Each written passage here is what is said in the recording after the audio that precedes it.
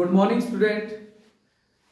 आज मैं आपके लिए जो विषय लेके आया हूं वह है कि हम कैसे कौन से वो मेथड हैं जो हम राष्ट्रीय आय नाप सकें जिनसे, तो वो देखते हैं। Method of measurement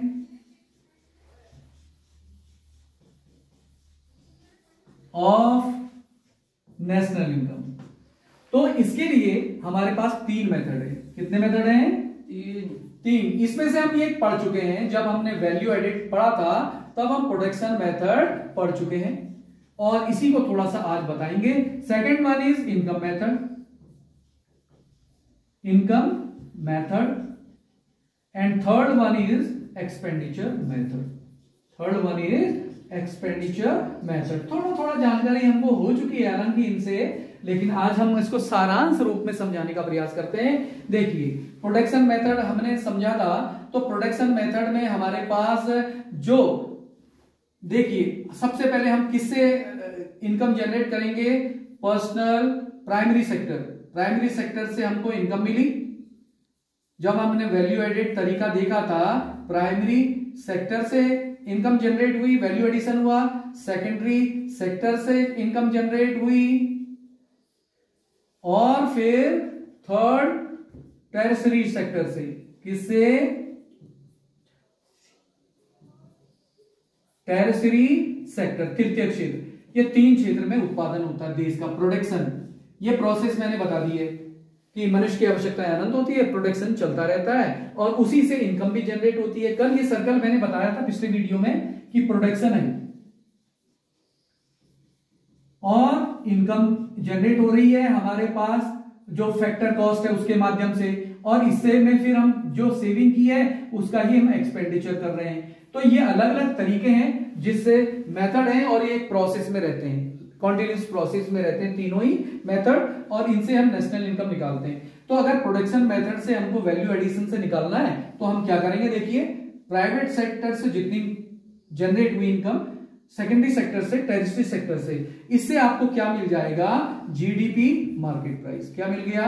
GDP market price. अगर हम इसमें प्लस कर दें विदेशों से प्राप्त आय, किसे? विदेशों से प्राप्त आय, तो क्या मिल जाएगा हमको बताइए?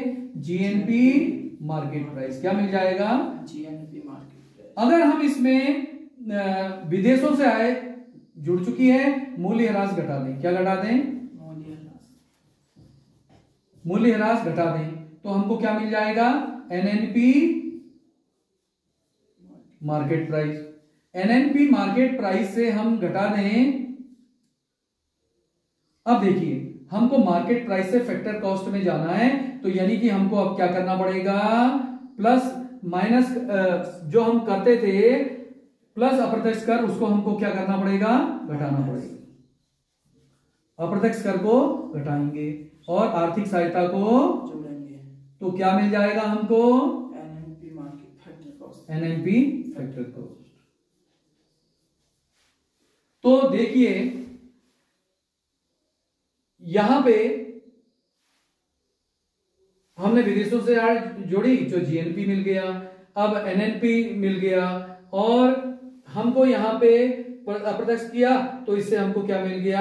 NNP eight factor cost. क्या मिल गया? NNP factor cost. ठीक है, तो हम कहां से कहां पहुंच गए? जीडीपी मार्केट प्राइस जो भी हमको मिला था घरेलू क्षेत्र में, जो उत्पादन हमने प्राप्त किया था वह हमको घरेलू क्षेत्र से प्राप्त हुआ, और हम प्रोसेसली कहां पहुंच गए? फिर इसमें मार्केट प्राइस में पहुंच गए। अब आते हैं कि इनकम मेथड, ये भी समझ लेते हैं। ये हम समझ चुके हैं, इसके सवाल भी हम कर चुके हैं। अब लेते हैं हम इनकम मेथड। इनकम मेथड में क्या होता है? सबसे पहले लेते हैं हम सैलरी। मनुष्य की क्या लेते हैं? सैलरी। सेकंड नंबर में क्या आता है? ओपीएस और ऑपरेटिंग सरप्लस, ओएस। क्या आता है? ओएस आता है, ऑपरेटिंग सरप्लस। इसको पूरा लिखते हैं और हिंदी में कहते हैं इसको प्रचालन अधिशेष। ऑपरेटिंग सरप्लस आपसे पूछा जाएगा तो इसका मतलब क्या होगा? इसका मतलब होगा profit rent interest, PRI interest, इसको कहते हैं लाभ, लगान और ब्याज, ये तीनों का योग प्लस प्लस तीनों का लाभ, लगान, ब्याज को अगर हम जोड़ दें तो उससे हमको क्या मिलता है? Operating surplus. क्या मिलता है? ऑपरेटिंग सरप्लस मिलता है। अच्छा, ऑपरेटिंग सरप्लस में अब हम जोड़ देते हैं मिक्स्ड इनकम। अब ये कौन सी इनकम है? मिक्स्ड इनकम कौन सी है? मिक्स्ड इनकम वह इनकम है जिसको हिंदी में कहते हैं मिश्रित आय, जो एक व्यक्ति द्वारा अपने ज्ञान और कुशलता से अर्जित की जाती है। किससे द्वारा अर्जित की जाती है? ज्ञान और कुशलता से अर्जित की जाती है। तो डॉक्टर की आय, एक नाई की आय जो अपनी ज्ञान से अर्जित की जा रही है, उससे प्राप्त आय क्या कहलाएगी? मिक्स्ड इनकम कहलाएगी। क्या कहलाएगी? मिक्स्ड इनकम कहलाएगी। ठीक है। और मिक्स्ड इनकम, इससे हमको क्या मिलेगा? ये तीनों से हमको क्या मिलेगा? NDI at NDP NDI. अब हम यहां क्या लिखेंगे? इनकम मेथड है, हमने पी हटा दिया, प्रोडक्शन का पी हटा के क्या लिख दिया? NDI at factor cost. क्या? NDI factor cost. अच्छा, ये क्यों नहीं पूछते हो कि ये जीडीपी मार्केट प्राइस क्यों नहीं लिखा यहां? क्योंकि ये बाजार में नहीं, बल्कि ये साधन की इनकम है। किसकी इनकम है? साधनों से प्राप्त आय है। तो इसमें हम बाजार में चीज बिकने नहीं जा रही, बल्कि वह क्या है, उसकी पहले ही आय, फैक्टर कॉस्ट जब था तभी आय प्राप्त हो गई थी, बाजार में नहीं गई है। फैक्टर कॉस्ट की हमने पहले ही बांट चुके हैं इनकम, वो वाली इनकम है। तो ये जीडीपी मार्केट प्राइस में नहीं जाएगी, बल्कि क्या निकलेगी? सीधे एनडीआई। अगर इसमें हम क्या जोड़ दें? विदेशों से प्राप्त आय। क्या? विदेशों से प्राप्त आय जोड़ दें, क्या मिल जाएगा? सीधे मिल जाएगा एनएनआई फैक्टर कॉस्ट। क्या? ये एनडीआई फैक्टर कॉस्ट में विदेशों से आय जोड़कर सीधे यहां पे मिल गया हमको। ये जीडीपी में मूल्य ह्रास नहीं घटाना पड़ा, अप्रत्यक्ष कर का कोई रोल नहीं है इसमें। सीधे इनकम मेथड में हमको क्या मिलती है, इनको हम जोड़ लें तो इधर आइए एक बार। हाँ, जरा बताइए आप कि ऑपरेटिंग सरप्लस ये जो लिखा है इसमें क्या क्या जुड़ता है? इधर आइए, इधर आओ। हाँ, ये बताइए कि ऑपरेटिंग सरप्लस में क्या क्या जुड़ेगा, बताइए। ये जो ऑपरेटिंग सरप्लस है इसमें क्या क्या जुड़ रहा है, बताइए। लाभ, लगान और ब्याज। ठीक है, बैठिए। तो ये जो आपका लाभ, लगान और ब्याज जुड़ रहा है और मिक्स्ड इनकम जुड़ रही है, सैलरी जुड़ रही है, इससे हमको क्या मिल गई? देश की पूरी एनडीआई मिल गई। क्या मिल गई? देश की पूरी एनडीआई मिल गई। अब आते हैं हम, एक और तरीका है लास्ट में हमारे पास, एक्सपेंडिचर मेथड। एक्सपेंडिचर मेथड को हम समझ चुके थे जब हमने कीन्स थ्योरी पढ़ी थी। कीन्स थ्योरी में मैंने बताया था C plus I plus G plus X minus M, उन्हीं को हमने पॉइंट को लिखना है, उससे हमको नेशनल इनकम का एक कंसेप्ट मिल जाएगा। सबसे पहले क्या लिखेंगे हम? निजी उपभोग। क्या लिखेंगे? निजी। फिर क्या लिखेंगे? प्लस सरकारी उपभोग। क्या लिखेंगे? सरकारी उपभोग। फिर क्या लिखेंगे? सकल पूंजी निर्माण। क्या लिखेंगे? सकल पूंजी निर्माण।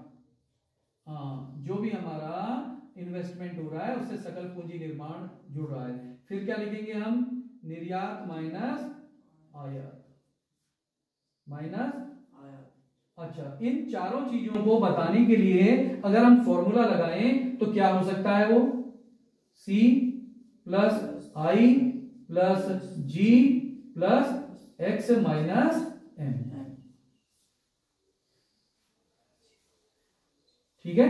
ये क्या बन गया हमारा? ये जो हमने ऊपर चीज बोली, कंजम्पशन, चाहे वो निजी हो चाहे सरकारी हो, गवर्नमेंट यहां लिखा हुआ है, चाहे इन्वेस्टमेंट चाहे वो निजी हो चाहे वह इन्वेस्टमेंट गवर्नमेंट का हो, दोनों चारों चीजें आ गई शामिल गवर्नमेंट की। ठीक है, ये भी मतलब दोनों चीज आ गई, निजी का भी, गवर्नमेंट का उपभोग और सरकारी उपभोग, ये आ गया सरकारी उपभोग। इसी तरह सकल पूंजी निर्माण प्राइवेट सेक्टर भी करता है और गवर्नमेंट सेक्टर भी करता है, और साथ में निर्यात माइनस आयात। तो ये हमारे, इससे क्या मिल गया हमको? इसी तरह जैसे ये भी कहां खर्चा कहां किया जाता है बताइए? मार्केट में, बाजार में। कहां किया जाता है? मार्केटों में। तो इससे भी हमको क्या मिलेगा? एनडीआई ना मिलके क्या मिलेगी? GDP market price. क्या, जैसे इसमें जीडीपी मार्केट प्राइस मिली थी ऐसी इसमें भी क्या मिलेगी, जीडीपी मार्केट प्राइस। और इसको हम क्या कह सकते हैं, जीडीई कह सकते हैं। क्या कह सकते हैं, जीडी। अब इससे क्या घटाएं हम, इसमें क्या जोड़ें, विदेशों से आए। क्या जोड़ दें, विदेशों से आए। विदेशों से आए जोड़ने पर क्या मिलेगा, जीएनपी मार्केट प्राइस। इसमें मूल्यह्रास घटा दें। क्या घटा दें, मूल्यह्रास घटा दें तो क्या मिल जाएगा, एनएनपी मार्केट प्राइस। इसमें से हम अप्रत्यक्ष कर क्या कर दें, घटा दें। आर्थिक सहायता जोड़ दें तो क्या मिल जाएगा हमको, एनएनपी। ये 3 तरीके बताए, आपको समझ में आए तीनों तरीके, जिससे हम राष्ट्रीय आय को ज्ञात करने के लिए जाते हैं। और ये चक्र की तरह है। प्रोडक्शन कहने का मतलब अर्थव्यवस्था में प्रोडक्शन किया है तो सारा का सारा इनकम जनरेट हो गई। इनकम के 2 भाग होते हैं, या तो हम बचत करेंगे या उसको उपभोग करेंगे। तो जो बचत किया हुआ है पैसा और उपभोग दोनों में ही क्या होता है, व्यय होता है। अगर हम उपभोग कर रहे हैं या बचत करके उसको इन्वेस्टमेंट कर रहे हैं, दोनों में ही एक्सपेंडिचर होता है। तो ये तीनों तरीके से जो आय मिलनी चाहिए हमको, क्या मिलनी चाहिए, वो बराबर मिलनी चाहिए। तो इसके लिए अगर हम बराबर बतलाना हो तो किस निशान का इस्तेमाल करते हैं, 3 का। ऐसे बार लगाते थे तीनों के मेथड के बीच में, और ये इस तरह से क्या होते हैं, आपस में बराबर होते हैं। अब हम चलिए इसके सवाल कुछ बनाने की कोशिश करते हैं। इसके हम सवाल बना चुके हैं, तो हम इनका मेथड या इनके मिक्सअप सवाल देखते हैं। चलिए,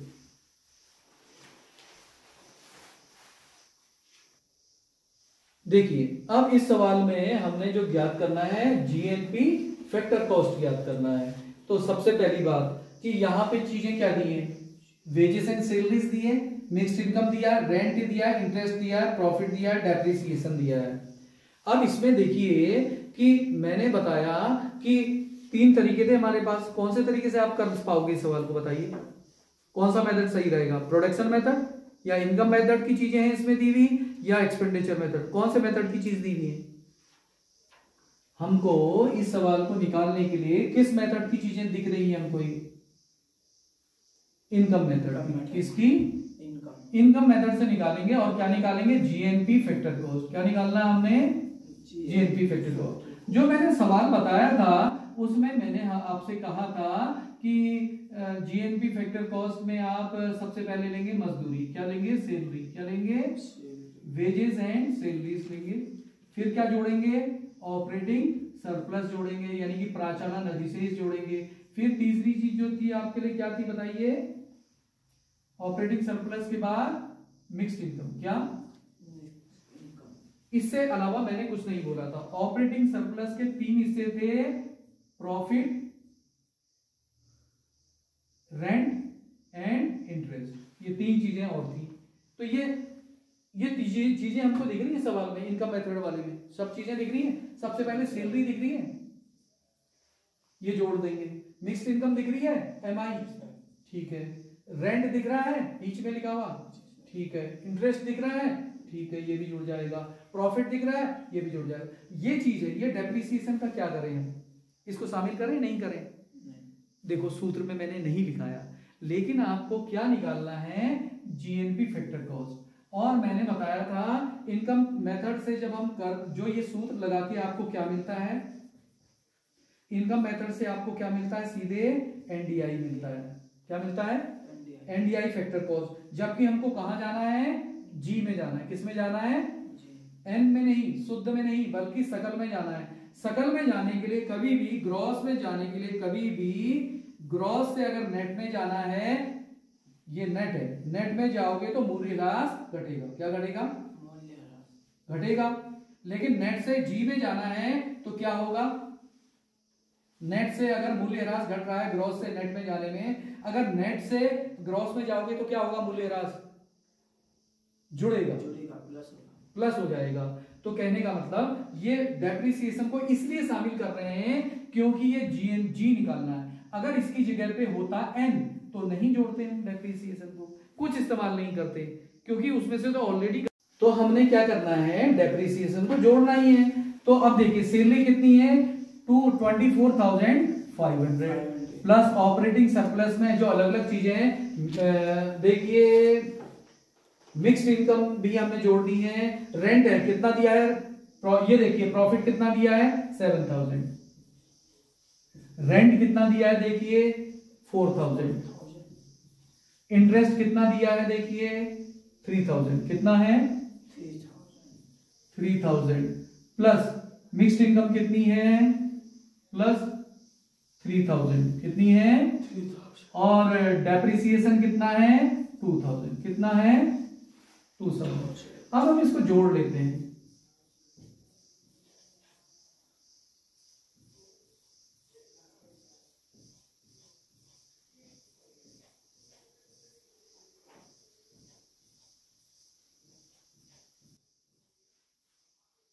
जीरो जीरो 5 7 11 15 18 21 23, कितना आया आंसर हमारा 43,500 करोड़ रुपीस।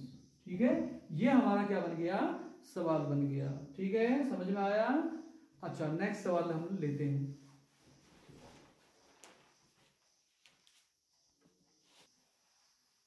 हम इस सवाल को लेते हैं और समझने का प्रयास करते हैं कि हमने इसमें जो निकालना है एनएनपी फैक्टर कॉस्ट निकालनी है। इससे पहले में हमने जीएनपी फैक्टर कॉस्ट निकाली थी, अब हम निकाल रहे हैं एनएनपी फैक्टर कॉस्ट। तो हमारी जो चीजें हैं, वेजेस एंड सैलरी है, मिक्स्ड इनकम है, डिविडेंड है, कॉर्पोरेशन टैक्स है, रेंट है, कंजम्पशन ऑफ फिक्स्ड कैपिटल जिसे डेप्रिसिएशन भी कहते हैं। क्या कहते हैं, डेप्रिसिएशन। सोशल सिक्योरिटी कंट्रीब्यूशन है, अनडिस्ट्रीब्यूटेड प्रॉफिट है, नेट इनकम फ्रॉम अब्रॉड है, इंटरेस्ट है। तो बताइए कि यह किस मेथड से निकलेगा ये सवाल। Income method. हाँ, इनकम मेथड से निकलेगा।